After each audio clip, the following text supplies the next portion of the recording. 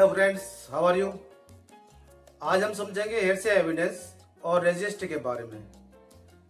हेयरसे evidence एक ऐसा evidence होता है जिसमें किसी साक्षी ने स्वयं किसी घटना को नहीं देखा होता है, उसे उस घटना का ज्ञान उस आदमी से मिलता है, उस व्यक्ति से मिलता है जिसने वह घटना देखी है।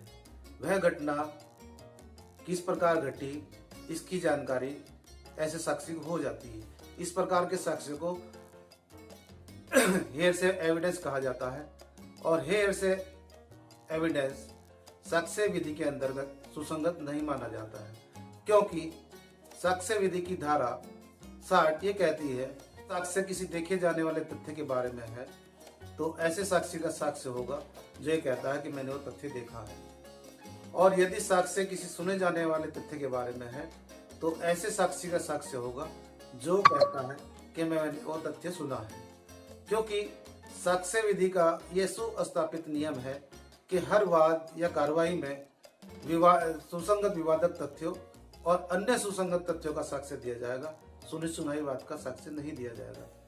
लेकिन साक्ष्य विधि के अंतर्गत एक जगह जहाँ रेस जेस्टे एक ही संव्यवहार के भाग होते हैं, वहां पर यदि इस तरह की सुनी सुनाई बात विवादक तथ्य और सुसंगत तथ्यों पर विशेष प्रभाव डालती है तो वहां उन परिस्थितियों में सुनी सुनाई बात भी साक्ष्य में प्रस्तुत की जा सकती है।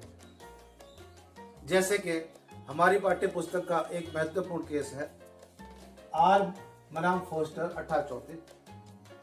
इसमें साक्षी ने एक भागता हुआ ट्रक जिसने एक व्यक्ति को दुर्घटनाग्रस्त कर दिया था, सिर्फ भागता हुआ ट्रक देखा था, दुर्घटना कैसे घटी थी ये नहीं देखा था।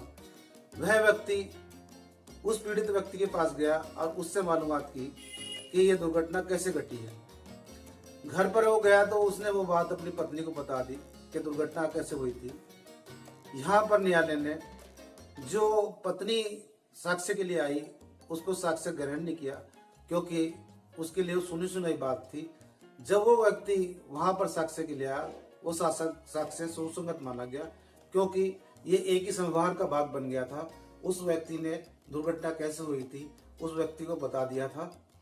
इस प्रकार रेस जेस्टे का सिद्धांत इस बात का अपवाद है कि सुनी सुनाई बात का साक्ष्य नहीं दिया जाएगा, क्योंकि पीड़ित व्यक्ति द्वारा दुर्घटना के बारे में बताना इस दुर्घटना का ही एक भाग माना गया।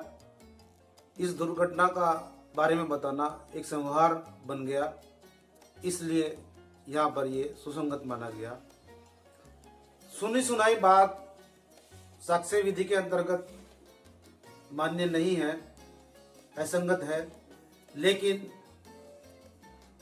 हेयरसे एविडेंस रेस जेस्टे के अंतर्गत एक अपवाद है, जहां पर कोई तीसरा व्यक्ति जिसने दुर्घटना नहीं देखी, घटना नहीं देखी, वो दूसरे व्यक्ति की बात बता सकता है। इसी प्रकार एक और केस है Pawan Kumar versus state of Haryana AIR 2003।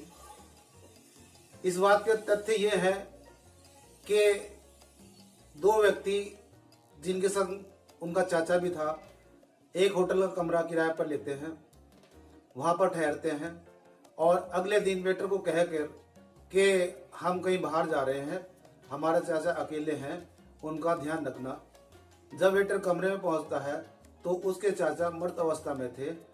यहाँ पर विचारण के दौरान होटल मालिक को बुलाया गया। यहाँ पर होटल मालिक ने चूंकि वो घटना नहीं देखी, उनको नहीं देखा था, ये साक्ष्य ग्रहण नहीं किया गया और ना ही इस केस में वेटर प्रस्तुत किया गया था, क्योंकि साक्ष्य वही दे सकता है धारा 60 के अनुसार जिसने कोई घटना देखी हो, सुने जाने वाले तथ्य या कहे जाने वाले तथ्यों के बारे में वही साक्ष्य प्रस्तुत कर सकता है। प्रोफेसर स्टोन, प्रोफेसर बिगमोर आदि विधिवेत्ताओं द्वारा हेयरसे एविडेंस सिद्धांत की बहुत आलोचना की गई है, क्योंकि यह अनिश्चितता को जन्म देता है।